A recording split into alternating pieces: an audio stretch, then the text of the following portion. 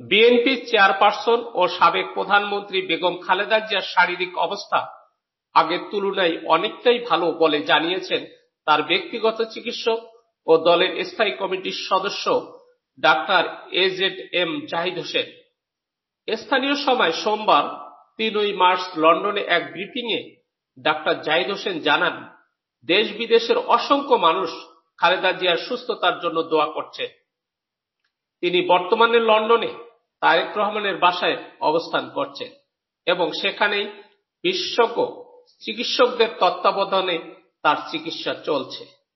Doctor Zahid Hossain বলেন, আমি বলবো না যে তিনি পুরোপুরি সুস্থ হয়ে উঠেছেন, তবে আল্লাহর অশেষ রহমতে আগের যে কোনো সময়ের তুলনায় তিনি অনেকটাই ভালো আছেন।